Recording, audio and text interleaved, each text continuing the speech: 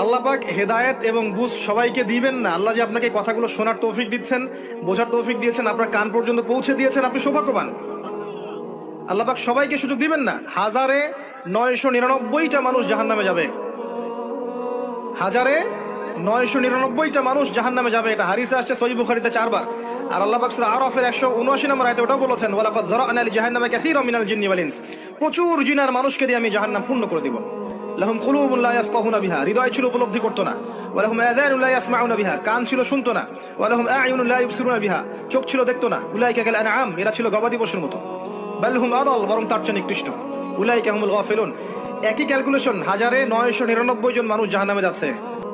তো আপনি সৌভাগ্যবান, কারণ এই কথাগুলো আপনার পর্যন্ত পৌঁছেছে। আপনার প্রথম কাজ হচ্ছে আগে তওবা করা। আমার সাথে পড়েন, আস্তাগফিরুল্লাহ আল্লাযী লা ইলাহা ইল্লা হুয়াল হাইয়ুল কাইয়্যুম ওয়া আতুবু ইলাইহি। আস্তাগফিরুল্লাহ আল্লাযী লা ইলাহা ইল্লা হুয়াল হাইয়ুল কাইয়্যুম ওয়া আতুবু ইলাইহি। তওবা করেন আল্লাহর কাছে। তওবা করার পর কি করবেন যুব সমাজ শুনেন? তওবা করার পর আজকেই গার্লফ্রেন্ডকে বলে দিবেন, আজকে সম্পর্ক শেষ, আর আমি নেই, শেষ।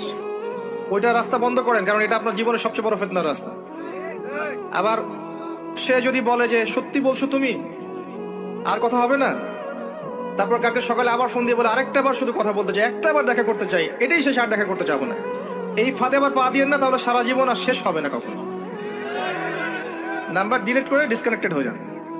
আর যদি দেখেন যে না, আসলে তার মধ্যে দিনের কিছুটা বুঝ আছে, আপনার একটা রিজিকের সোর্স আছে, হালাল রিজিক খাচ্ছেন, মাশাআল্লাহ, চাকরি করছেন বা ব্যবসা করছেন, কিছু একটা করতে পারছেন, তার বাবার কাছে গিয়ে তার হাত চান বীর পুরুষের মতো, গিয়ে বলেন যে আমি আপনার মেয়েকে বিয়ে করতে চাই। যদি বয়স হয়ে যায় এবং তাদের মধ্যে একটা কুফু হয়ে যায়, আপনি বিয়ে করে ফেলেন, সিম্পল। প্রেম করতে যাচ্ছেন কি জন্যে? প্রকৃত প্রেম শুরু হবে বিয়ের পর ইনশাআল্লাহ।